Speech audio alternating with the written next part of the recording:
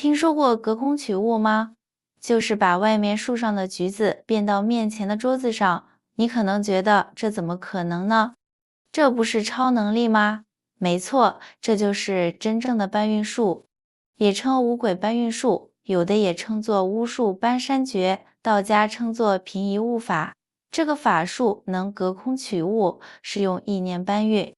在上世纪80、90年代，中国民间曾流传着一位奇人，他叫侯锡贵，是湖南汉寿县太子庙镇人，为家乡建设捐款9000多万。2007年逝世，葬在本地。侯的法术是真的，但是他慈悲为怀，无私捐款家乡建设，更是值得尊敬。据统计，侯锡贵为家乡捐款近1亿元，是90年代的上亿，不输现在任何所谓的首善。侯锡贵的故事拍成了电视剧，有了原型，后来才拍的电视剧片共4集。当年湖南南县县庆邀请了侯锡贵，捐了2万元，并且在电视台播放了他的自传体电视剧。侯锡贵在香港当众表演过把银行各种外汇变出，后又移回银行，而且受李嘉诚邀请，把另一栋上百斤的黄金餐桌搬移到李嘉诚面前，可能受内伤，吐了口血。李嘉诚给了他200万，为某台商平移地下祖上棺材改风水，终止工厂老出事的风水，受到民商感谢。这类事多了，侯锡贵赚了几千万，多数巨款捐给了家乡。他还给湖南常德捐了巨款，还捐建学校、修桥等。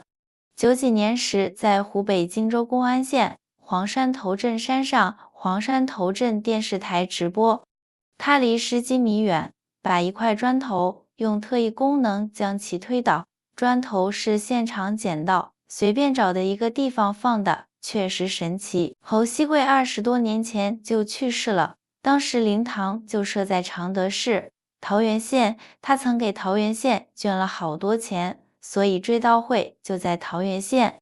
那时人山人海，有人挤了一晚上也没挤进去。接下来就详细讲讲五鬼搬运术，这是真正的搬运术，也叫五鬼搬山。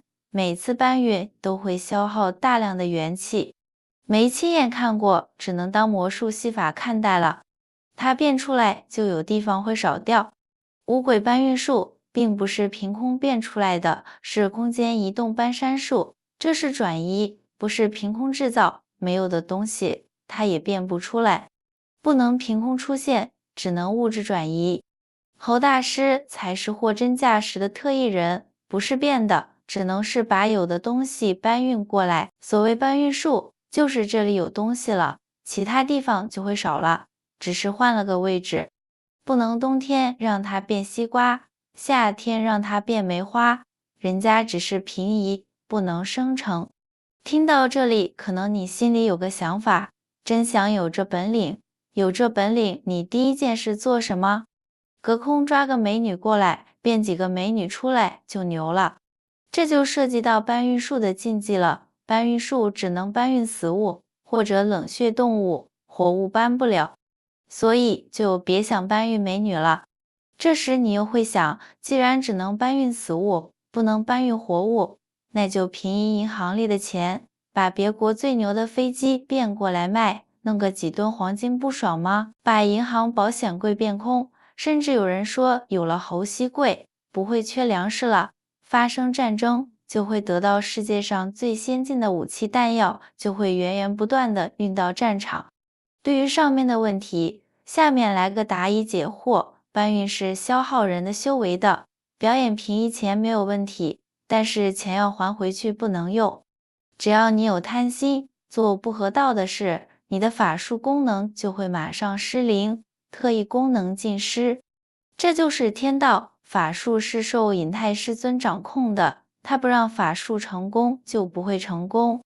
至于搬运武器弹药，搬运需要能量的，能量不是无限的。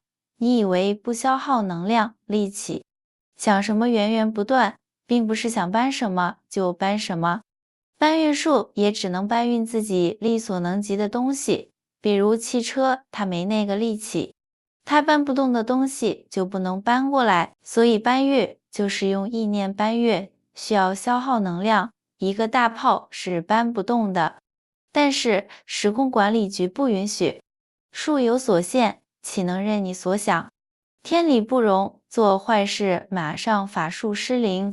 有戒律，有些东西不能变，会失去法术的。人家那边也有神父的，关键是有约定，不得干预世俗间的事情。有违天理的事，你做了会有好的下场吗？战争就是世俗间的事情。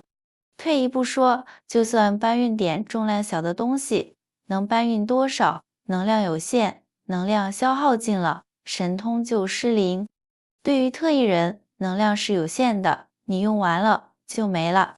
如果想把别的钱移动过来，也是不行的。搬运也只能搬运自己家里预备好的东西，搬运别人的东西叫偷，会失灵的。自己的东西也要提前施法。说是转移，其实就是偷，偷能发财，天理不容。术有所限，岂能任你所想？接下来详细了解搬运术是个啥。三国演义有神人左慈禧曹操，今有侯锡贵隔空取物四神仙。北方张宝胜，南方侯锡贵是中国上世纪80年代特异功能的杰出人物。其中张宝胜是辽宁省的，侯锡贵是湖南省的。尤其是侯锡贵的意念搬运法相当的厉害，这不是魔术，是搬山术，也叫小搬运。巫术搬山诀、九转金身诀、五鬼运财术、夜行千里术、茅山道术，这些差不多都是一个意思。五鬼搬运法，有人也称遁术。巫术搬山诀是蚩尤传下来的巫术，快绝迹了。九转金身诀也没有几个人会了。真正高人就在民间，真人不露相，露相非真人。真正的绝世高手，至今观其变。不过你有这本事也没啥用，因为那时候你不在乎人间这些事，就像你现在不在乎幼儿小朋友的各种理想愿望一样，觉得很无趣。那时候你需要继续修炼成仙。总之，就像不断升起的云一样，飞得越来越高，可能灰飞烟灭，也可能羽化成仙，再上一层楼。有这本事就为了点钱有意思吗？没出息。是实有的东西必能隔空平移。侯锡贵表演隔墙移砖，移到一半吐血了，的确有特异功能。这也说明意念搬运和实际搬运一样，都要消耗力气。实际中长时间搬砖，人会累的，意念搬运消耗了能量，搬一堆砖也会累得吐血。前面给李嘉诚搬运黄金餐桌，也吐了血，可能黄金餐桌比较重。虽然意念搬运可能比实际从一栋楼搬到另一栋楼轻松点，但也消耗了大量能量，所以人也会累。搬运法一来消耗能量，能量有限，会用完；二来太重的东西能量不够，搬不动；三来受时空管理局限制，不能参与世俗间的事情，不能做违背道德的事情，不然会失去法力。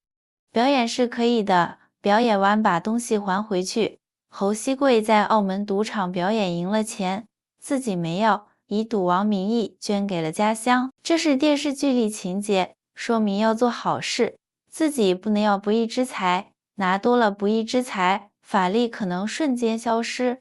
正因为不贪财，法力才没有很早消失。王林、张宝胜、严欣都是神人，都挺厉害的。他们是有先天特异功能，都不是普通人。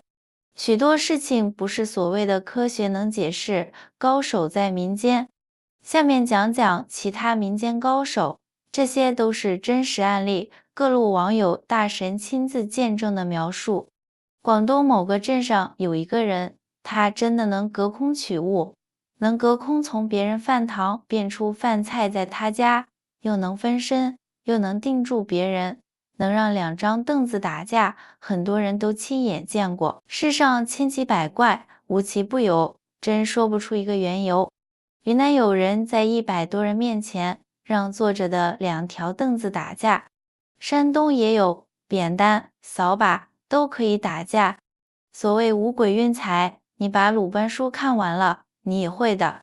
五鬼搬山是属于夜行者的特技，人家主要是晚上送信的，夜行千里、奇门遁、鲁班术，这些都是真的。新疆有个耍杂技的老头，他上馆子喝酒只打1两，但是他能在原有的1两酒喝上1天，神仙级特异功能人的水平。五鬼搬运法术，这可不是气功，这叫法术，这叫小搬运。大搬运可以移山填海，大型的可以斗转星移。湖南省祁东县有一位奇人，姓匡，现在居住在云南西双版纳，可以飞，可以入地。你若不信，还可以拉着你上天入地，能知道你的前世今生，随时可以验证。云南网友说的，浙江有个人表叔有一法能力，被判了几年，可以移钱，就是隔空取物，把别人的钱移到自己口袋里，估计数额太大。